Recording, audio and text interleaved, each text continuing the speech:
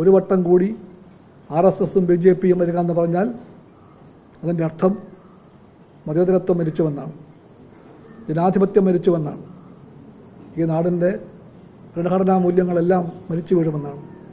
അത് ഒഴിവാക്കാൻ വേണ്ടിയാണ് ഞങ്ങളുടെ പോരാട്ടം. ഇന്ത്യ സഖ്യത്തിൻ്റെ രാഷ്ട്രീയം അതാണ്. ആ രാഷ്ട്രീയം പ്രാവർത്തികമാക്കാൻ വേണ്ടിയാണ് ഞങ്ങൾ നിലകൊള്ളുന്നത്. ഇടതുപക്ഷത്തിൻ്റെ നിലപാട് ആ നിലപാടാണ്. മഹാത്മാഗാന്ധി അന്ന് പറഞ്ഞ 99 കൊല്ലം മുമ്പ് പറഞ്ഞ അതേ കാര്യങ്ങൾ അത് ഉയർത്തിപ്പിടിക്കാൻ വേണ്ടിയാണ് ഞങ്ങളുടെ പോരാട്ടം. BJPയുടെ പോരാട്ടവും അന്നത്തെ നീലകണ്ഠൻ നമ്പ്യാതിരി പറഞ്ഞ ചാതുർവർണ്ണത്തിൻ്റെ അത് മയാസൃഷ്ടം എന്നാണ് പറഞ്ഞത്, ദൈവകൽപ്പനയാണെന്നാണ് പറഞ്ഞത്.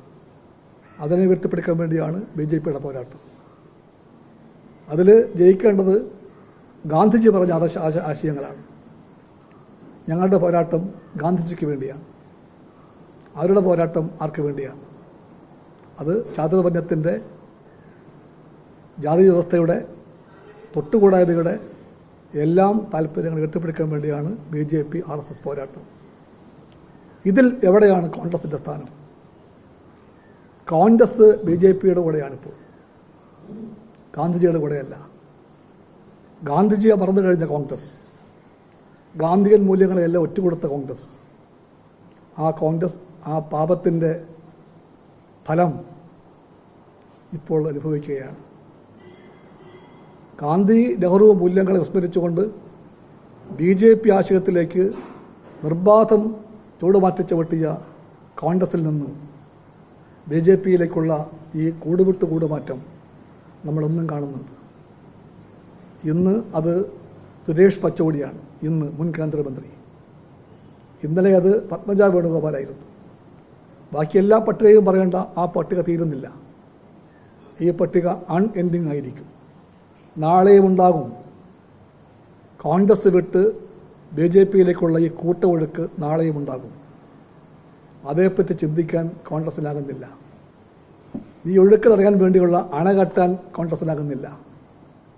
അതിന് പകരം കേരളത്തിലെ നേതാക്കന്മാർ പറയുന്നത് ഏതോ പാലത്തെ പറ്റിയാണ്. ഏത് പാലം?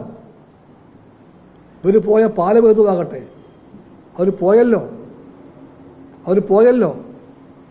കോൺഗ്രസിൻ്റെ ഭാഗമായി ജീവിച്ചവർ, കോൺഗ്രസ് കുടുംബത്തിൻ്റെ ഭാഗമായി കൊട്ടിഘോഷിക്കപ്പെട്ടവർ, കരുണാകരൻ്റെയും ആന്റണിയുടെയും മക്കൾ, അത്തരക്കാർ വരെ ഏതോ ഒരു പാലം വഴി BJPയിലേക്ക് പോയപ്പോൾ BJPയിലേക്ക് പോയ ആൾക്കാരെപ്പറ്റി പറയുന്നില്ല, BJPയിലേക്ക് പോയ കാരണത്തെപ്പറ്റി പറയുന്നില്ല. ആരാണ് പാലത്തിൻ്റെ കല്ല് ചുമന്നത്, ആരാണ് മണ്ണ് ചുമന്നത്, ആരാണ് കമ്പി പിളച്ചത്, അതൊക്കെ നോക്കാൻ പോകുന്ന പാർട്ടിയായിട്ട് കോൺഗ്രസ് മാറി. പാലം ആരും പണിയട്ടെ, ആര് പണിത പാലവുമാകട്ടെ, ഏത് പാലമായാലും ആ പാലം വഴി BJPയിലേക്ക് സ്വന്തം നേതാക്കന്മാർ ഇതുപോലെ പോകുന്ന ഈ ആപത്തിൻ്റെ അവസ്ഥയെപ്പറ്റി ചിന്തിക്കാൻ, പരിഹാരം കാണാൻ കഴിയാത്ത പാർട്ടിയായി മാറിയ കോൺഗ്രസ് ഈ സമരത്തിൽ ഒന്നും ചെയ്യാനാകാത്ത പാർട്ടിയായി മാറിയെന്ന് ഈ രാജ്യം കാണുന്നുണ്ട്.